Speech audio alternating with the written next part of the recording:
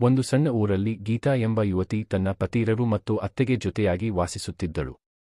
ಗೀತಾ ಚೆನ್ನಾಗಿ ವಿದ್ಯಾಭ್ಯಾಸ ಮಾಡಿಕೊಂಡು ನಗರದಿಂದ ಈ ಊರಿಗೆ ವಿವಾಹವಾದ ಮೇಲೆ ಬಂದಳು. ಆದರೆ ಅವಳಿಗೆ ಒಂದು ವಿಷಯ ಮಾತ್ರ ಬಹಳ ಬೇಸರವಾಗುತ್ತಿತ್ತು. ಅವಳ ಪತಿ ರರು ಯಾವ ಕೆಲಸವನ್ನೂ ಮಾಡ್ತಿರಲಿಲ್ಲ. ರರು ಬಹಳ ಒಳ್ಳೆಯ ಹೃದಯದವನು, ಆದರೆ ಆತನಿಗೆ ದುಡಿಯುವ ಬದಲು ಮನೆಯಲ್ಲಿ ಕೂರೋದು ಇಷ್ಟ.